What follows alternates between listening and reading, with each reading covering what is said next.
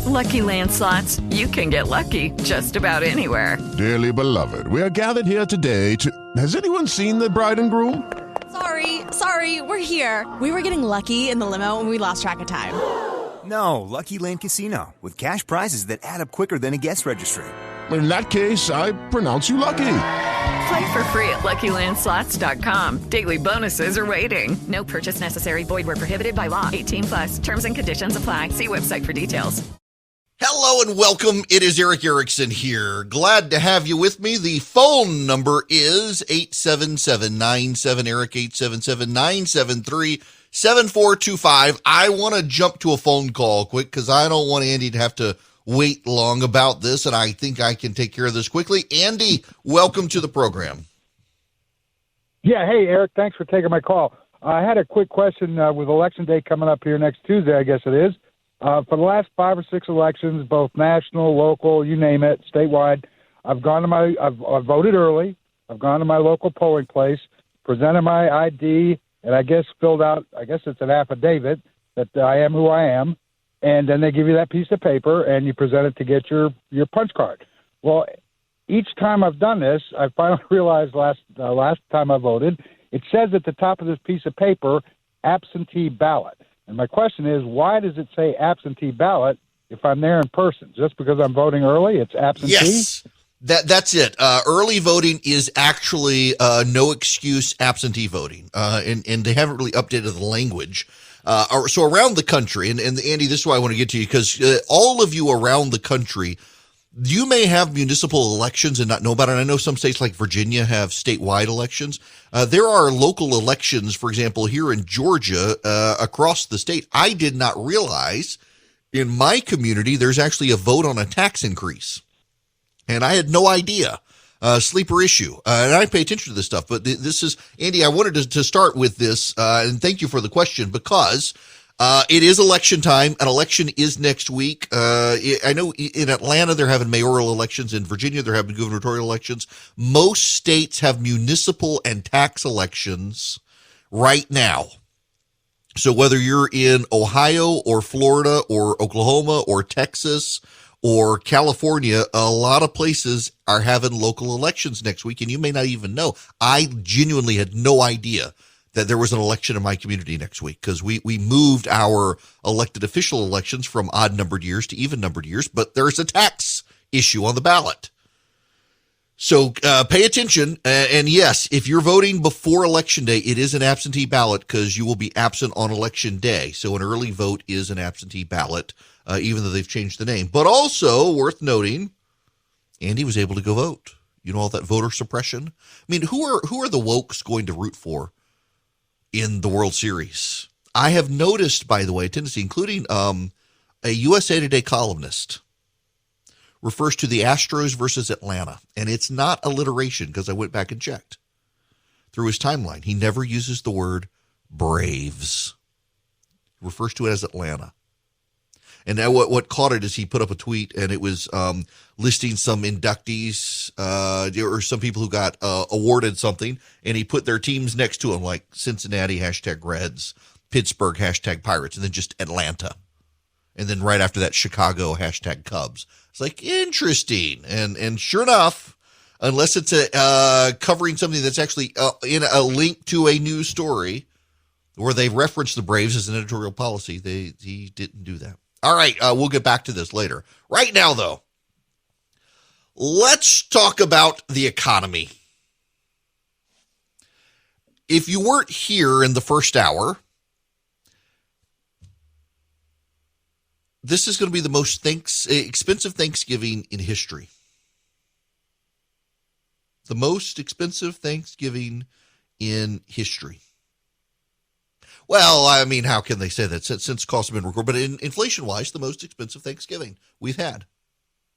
Last year, the last year of the Trump administration, it was the cheapest Thanksgiving meal since 2010. This year, the most expensive ever. Inflation is on the rise. Inflation is really and truly on the rise. Here's Larry Summers. He was one of Barack Obama's top economists, the Harvard University president, who the left doesn't like because he doesn't buy into their modern monetary policy. It was another bad week on inflation. We had numbers we hadn't seen in 30 years now. For the month of May, year over year, it was 5% up in the top line number. What do you make of it?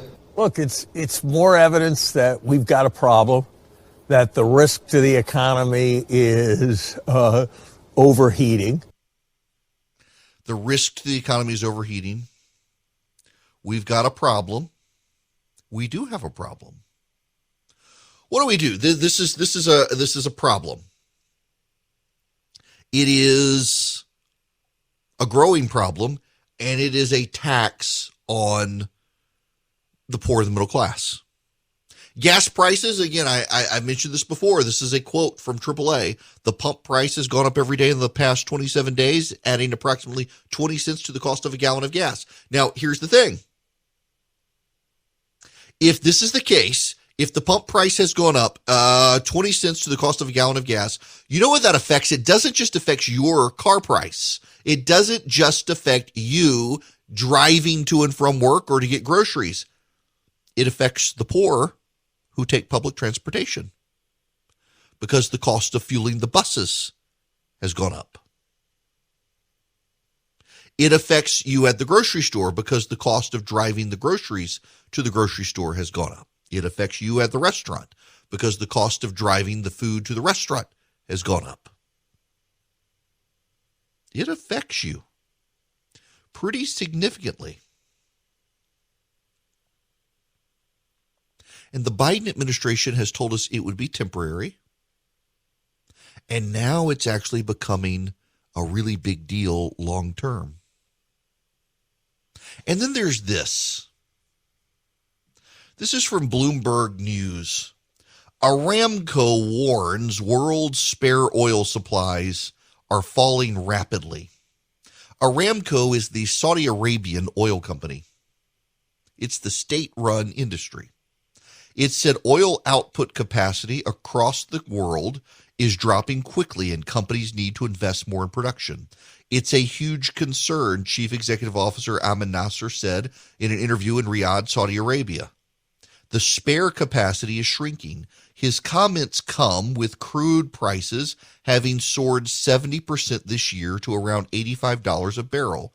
Many major consumers, including the U.S., Japan, and India, have called on producers to pump more.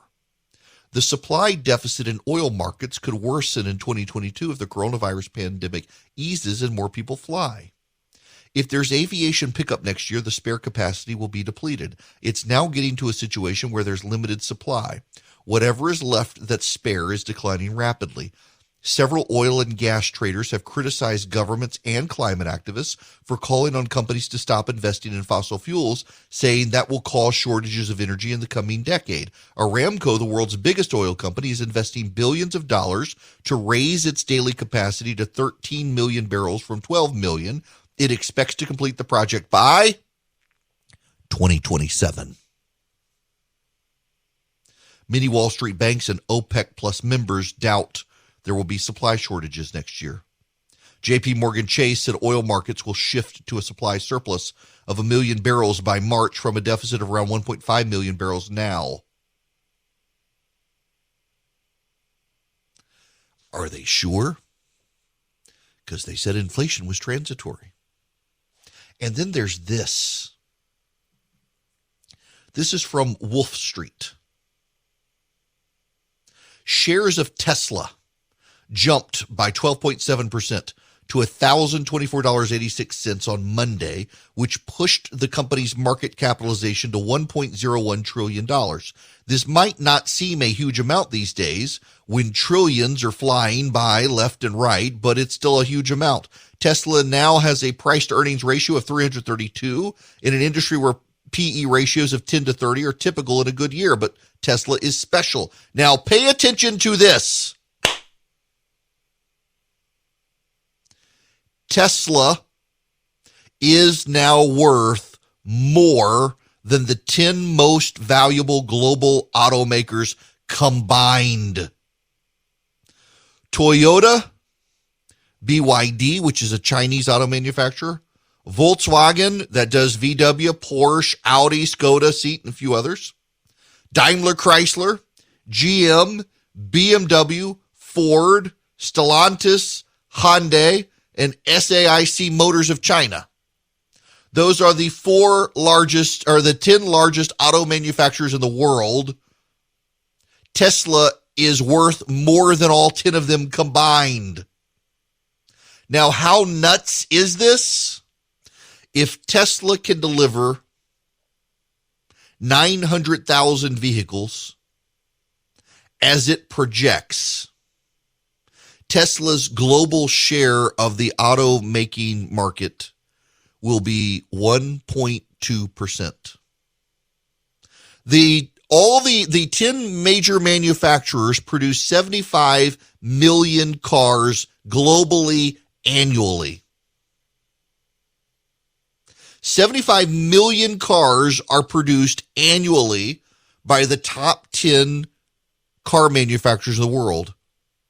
Tesla only will produce possibly maybe 900,000 vehicles if they can actually get it done.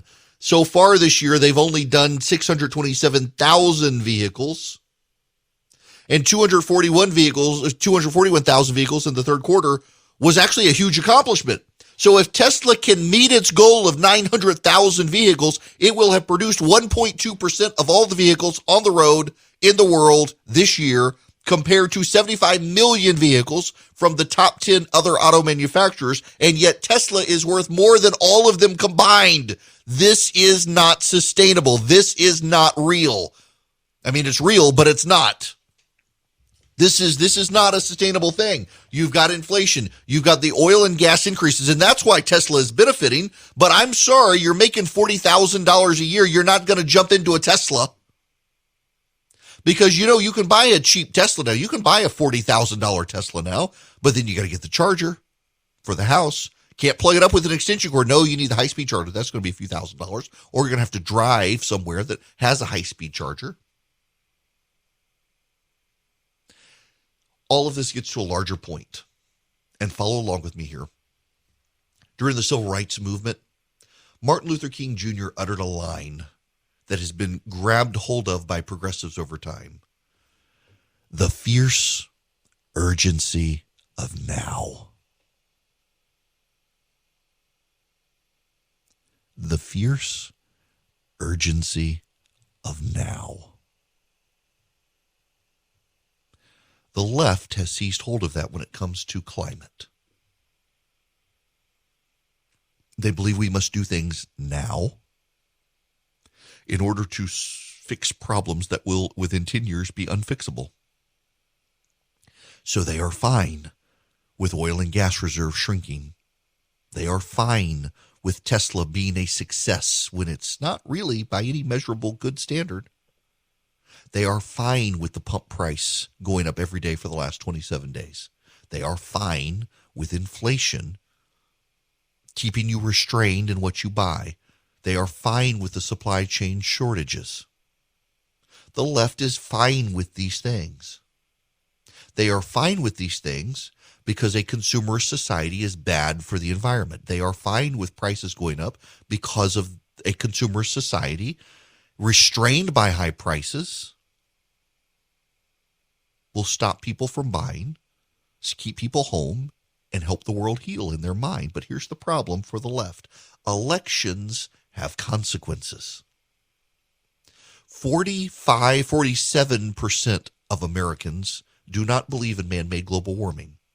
A plurality of Americans do not believe in global warming or think men contribute minimal to global warming. A minority of Americans believe climate change is completely man-made. When you have the left yesterday blocking traffic on the FDR Parkway in New York, causing massive backups to demand change for climate, when you have the left cheering on Tesla against the other auto manufacturers, when you have the left forcing auto manufacturers to do the stupid auto start stop button in cars, when you have them cheering on high gas prices and high prices in general, when you have them cheering on lockdowns and getting people to stay home. Elections have consequences, and the overwhelming majority of people will fight this and will take it out on politicians and will elect politicians who don't believe this stuff, which will drive the committed leftists to become more anarchist, which will cause a further backlash against them. There is a backlash coming. There is a real backlash coming. The left, in charge now with Biden and the Democrats with a minimal mandate to only not be Trump, have decided to break our economy so they can rebuild it in their image. It is intentional. It is by design. They think it is good. Remember, they were advocating the story about you got to increase beef prices to get people off of beef until they came into power, and it became a politically hot button issue. They're like, no, that was just a study. It's not really us. And yet, look at beef prices. They're getting what they want with plausible deniability. At some point, people aren't going to believe them anymore. You shouldn't have believed them at all. They're breaking the economy so they can fundamentally change it, make it greener, and drive up your costs, and it's a tax on the poor, not the rich. They're coming after the rich by taxing imaginary money and unrealized capital gains. The rest of us pay a real tax every time you go to the pump, every time you go to the store, in higher prices they think is a good thing because it keeps you from buying so much and therefore reducing your carbon footprint. You will reduce their electoral footprint because they've tried to reduce your carbon footprint. The way we use the internet, well, it's changed over the last decade. Security tools have mostly stayed the same. Aura provides complete digital security to help protect your online accounts, finances, devices, and so much more in an easy-to-use app. Most credit card companies do a good job of protecting you against fraudulent purchases. But what if a scammer files for unemployment in your name or if your social media account's hacked? Aura's protection goes beyond your credit card. Between your photos, your finances, your devices, your connections, your world's more online than ever. You may have security systems in place for real life, but what about your online life? Aura can sound the alarm if your digital presence is at risk.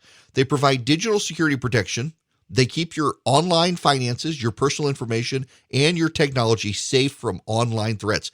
It's all-in-one protection for identity theft, financial fraud, malware, scam sites, so much more. With Aura, you'll get notified to fraud and threats fast. If your online accounts, your passwords are leaked online, you're going to be told by Aura. Like a lot of people, they won't tell you. Aura is easy to set up. All plans come with $1 million in identity theft insurance to help recover stolen funds and experience U.S.-based customer support that's got your back. For a limited time, Aura is offering you guys 40% off plans when you visit aura.com/Eric, E-R-I-C-K. You go to aura.com/Eric, again, E-R-I-C-K. You get complete protection. You get savings of up to 40%. That's aura.com/Eric, AURA.com/ERICK. Hello there. Yes, I will send out my recipe for brisket tacos. And I've been working on a recipe, so I got to tell you guys, just as an aside. And by the way, welcome to those of you on WHIO in Dayton, Ohio. I know you're listening live today. If you text the word recipe to 33777, I'll send a recipe out later. The brisket taco one. I've actually been working on a recipe for y'all. Usually I modify people's recipes and I'll send them out the way I like them, and then you can modify my modification. But I'm actually coming up with one. I wanted to do bacon wrapped jalapenos for Sunday night. So Philip, who works for me, it was his birthday, had some friends over, and I make a jerk chicken recipe that I sent out on the recipe list a while back, but I wanted to try bacon wrapped jalapenos, and I started looking for recipes. I did not like a single one. I wanted to do them on my smoker. I didn't want to do them in the oven.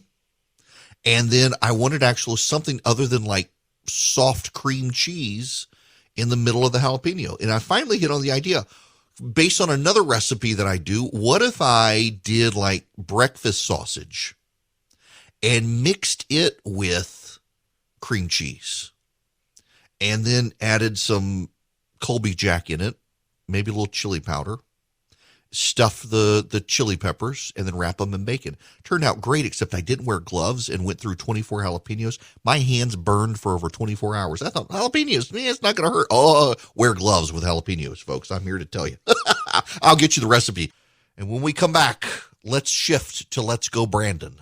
Hello there. It is Eric Erickson here. The phone number, if you would like to be a part of this here program, is 877-97-ERIC, 877-973-7425, where we're going to get to Let's Go Brandon. But before we get there, we need to actually spend a little bit longer on the border situation. Governor Greg Abbott is taking matters into his own hands.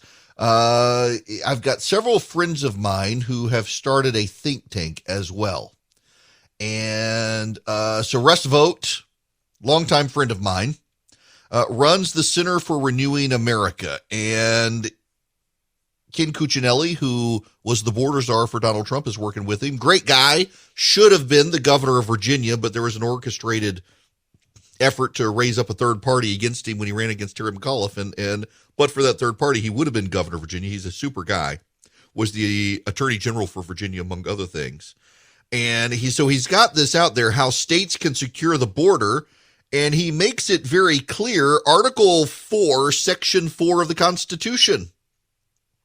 The United States shall guarantee to every state in this union a republican form of government and shall protect each of them from invasion.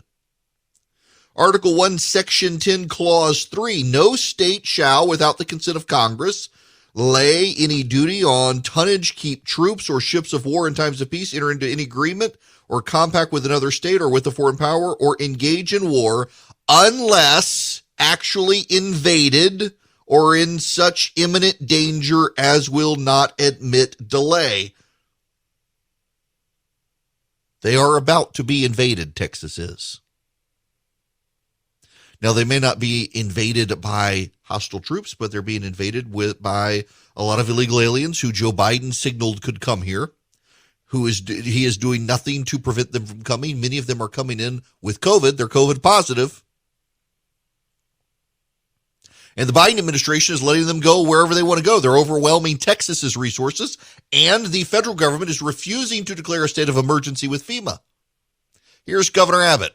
I was on the border yesterday working with both the Texas National Guard as well as the Texas Department of Public Safety as we are preparing for the potential arrival of this caravan, understanding this, and that is the Biden administration is AWOL. The Biden administration has abandoned any pretense of securing the border, and it's left it only to the state of Texas to step up and to secure our own border.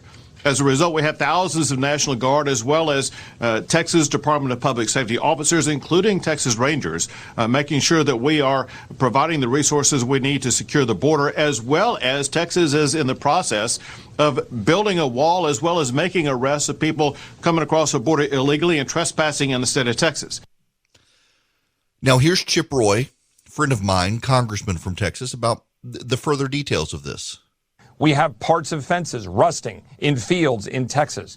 We have Title 42 not being enforced. We have Americans being threatened to be fired from their job right now, fired from their job while we're allowing people to come across our border with not so much as a COVID test. We have a president who refuses to enforce the migrant protection protocols, which President Trump allowed to work with Mexico to have people on the other side of the border try to claim asylum. And here's the important part, Tucker. They're using asylum as the crux for all this, as the crutch.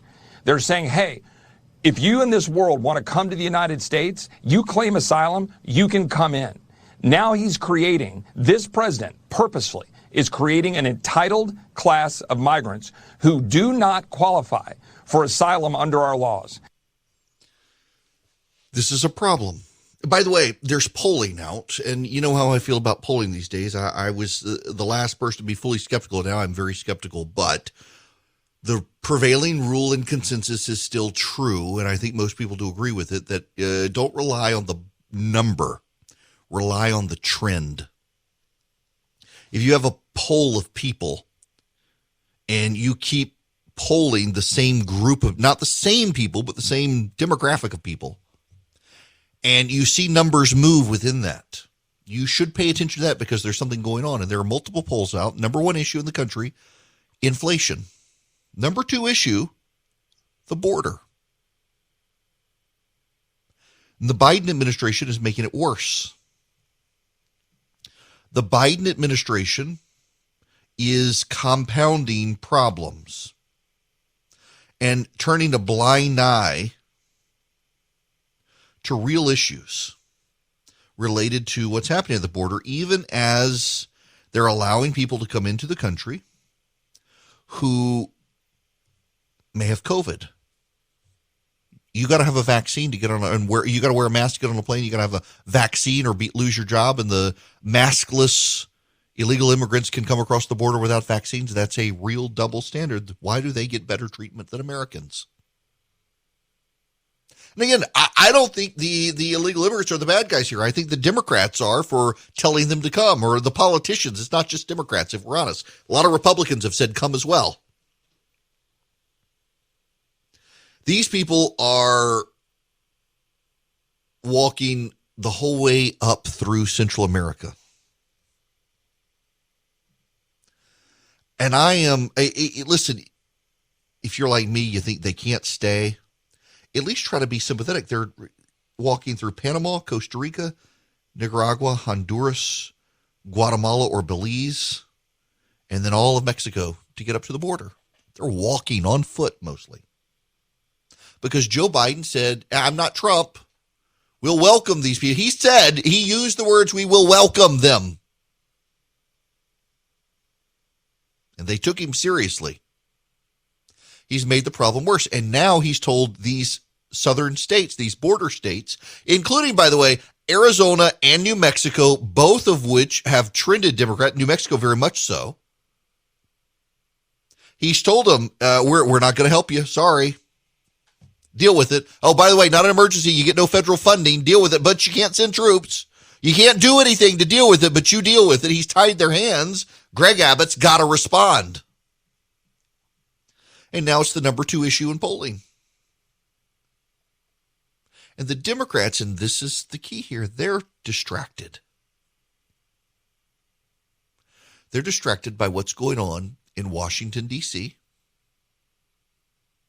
They are distracted by their efforts for Green New Deal, for fundamentally transforming the social safety net. And you should know they are distracted as well because Dick Durbin is trying to come up with a backdoor amnesty plan to slide into reconciliation while the border crisis is happening.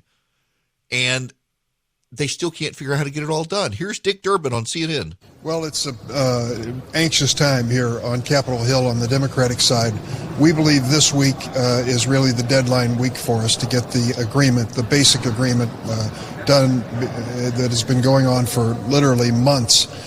We have so many important issues at stake here.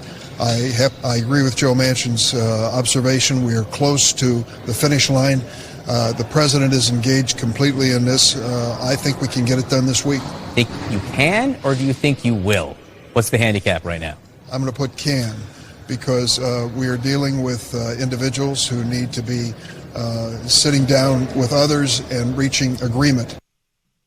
Sitting down with others and reaching agreement. We think we can get it done. And they're not dealing with the border.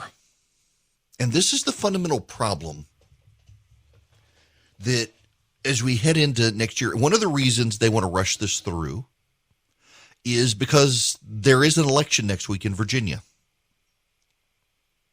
So they want to deal this week because they think at the last minute it could possibly help Terry McAuliffe. It's going to be a very close election. I mean, I would be surprised. At this point, I've been saying it's McAuliffe's to lose, and I'm beginning to think he could lose it, but not only could he lose it, he could lose it in such a way that precludes him at all from having any future credibility within the Democratic Party, and then the Democrats themselves, that they got issues to deal with. Terry McAuliffe, if he loses, will begin to shape the narrative for Democrats headed into 2022, and they know it. And so they want to try to do a deal with revising the social safety net of the country in the name of infrastructure, at least to try to inspire progressives to go vote for McAuliffe to mitigate any sort of damage that happens next year. And it's not going to work. It's not going to work, y'all.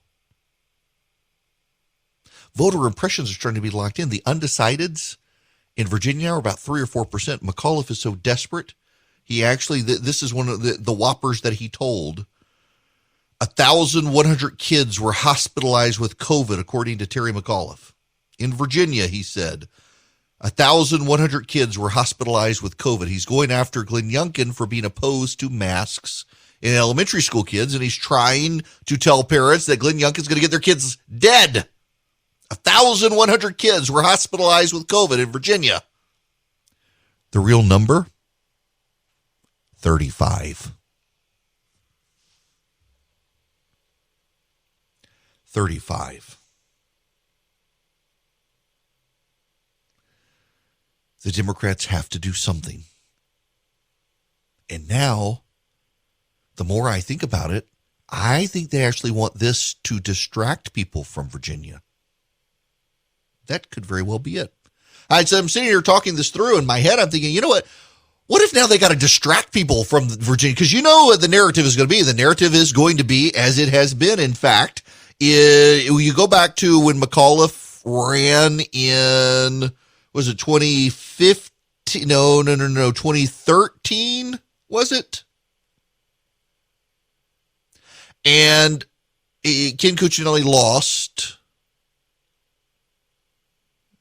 I'm trying to figure out the math. Yeah. And Cooch lost. But it was really close. It was really, really close. And Republicans were like, hey, this is suggesting that in 2014 we're going to have another good year, and the Democrats couldn't avoid it. So I think that, maybe they want to do social safety net now to distract from McAuliffe. And of course, you know what the media will do, because the media is becoming deeply cynical about what's going on. The media leans left. The media is Democrat, but they're also very cynical. And so they'll say, had you done it the week before, maybe he would have won, but he lost. And of course, they'll blame the more moderate Democrats. They'll blame Joe Manchin and Kristen Sinema. But they got to do something. And they can't, because so goes Virginia, so goes the nation next year. So goes Virginia. That is the narrative every time the midterm election after a Virginia gubernatorial election. That is the narrative. Virginia sets it, because Virginia is not a special election. See, there's this thing that's been going on. Republicans have been picking up seats nationally in special elections. In fact, in Iowa, they had a state legislative special election a couple of weeks ago. Notice this didn't get put on anybody's radar. I mentioned it. I was one of the very few. In Iowa, there was a special election for a state house district. This district has not gone to a Republican in more than 2 decades. A Republican got elected. Republicans have been sweeping special elections. And the Democrats can say, well, special elections, they're unique, they're anomalous. And they're right. It's true.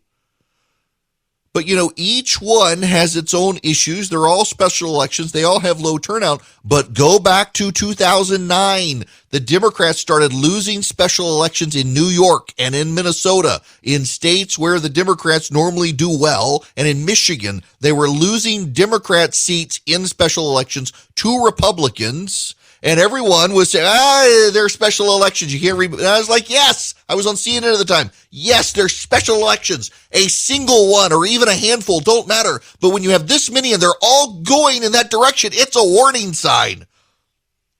And then you had the Virginia election as well. It's like, see, look at this. The Virginia election. Things are shifting away from the Democrats very rapidly. And they're so distracted in Washington by reconciliation. They're so distracted by it.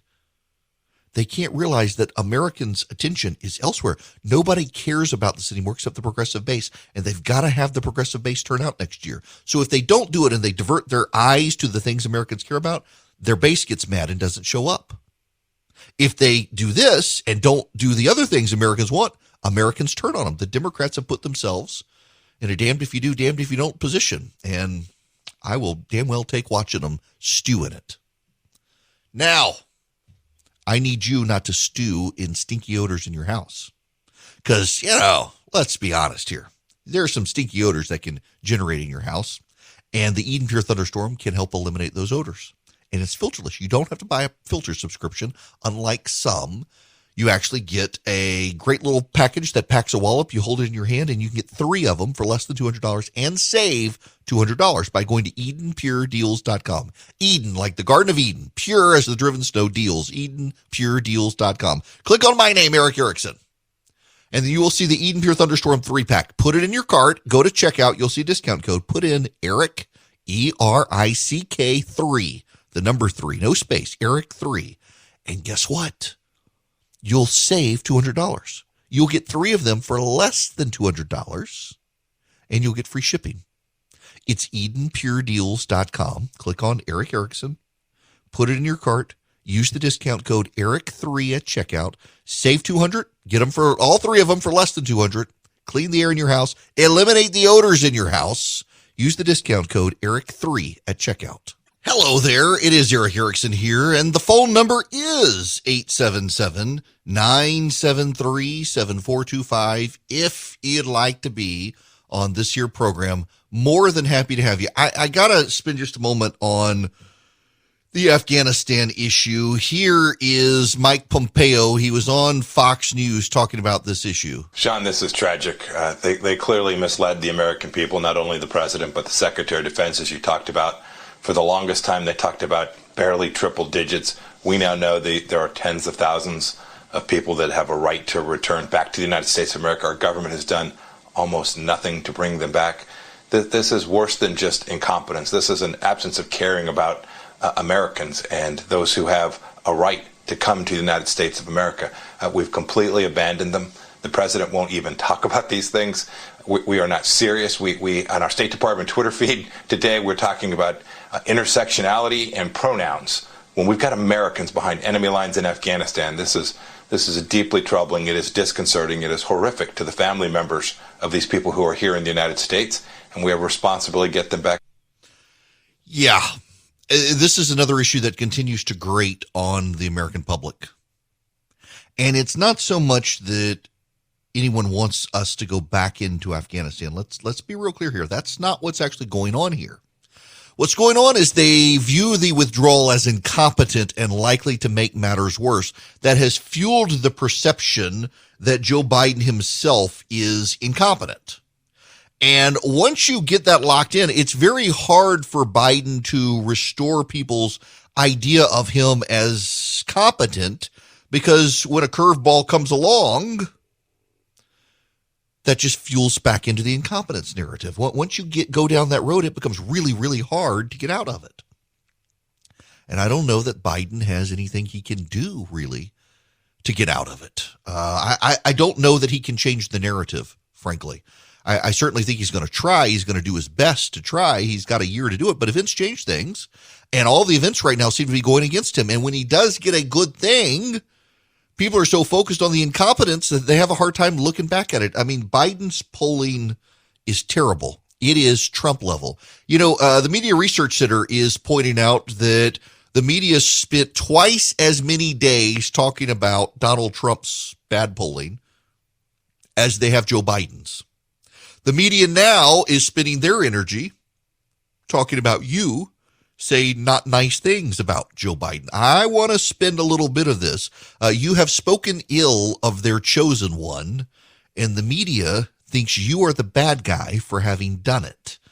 And they're coming after you. And you thought these last 2 years were crazy. Welcome to 2022. It's coming up and nothing makes sense still, especially in business. If you're a small business owner, good luck getting financing from a big bank right now. I can offer you a fantastic solution if you're looking for $750,000 or more in financing for your business. First Liberty Building and Loan. Let's say you want to buy a new building, or you want to refi existing debt, or you want to buy a company. Basically, you see opportunity for your business to grow, but you've hit a wall with the mega banks getting financing. That's where First Liberty Building and Loan and my friends the Frost family come in. They solve small business financing problems better than anyone I've ever seen. They say yes, where big banks say no. It's that simple. Look, just do this. Spend 10 minutes with them. Call them, First Liberty Building and Loan. Say Eric sent you. In 10 minutes, you'll know if you're a good fit for their program. Go to firstlibertyga.com. That's firstlibertyga.com. They help small businesses nationwide in all 50 states. firstlibertyga.com. With the Lucky Land Slots, you can get lucky just about anywhere. This is your captain speaking. We've got clear runway and the weather's fine, but we're just going to circle up here a while and get lucky. No, nothing like that. It's just these cash prizes add up quick. So I suggest you sit back, keep your tray table upright, and start getting lucky. Play for free at LuckyLandSlots.com. Are you feeling lucky? No purchase necessary. Void where prohibited by law. 18 plus terms and conditions apply. See website for details.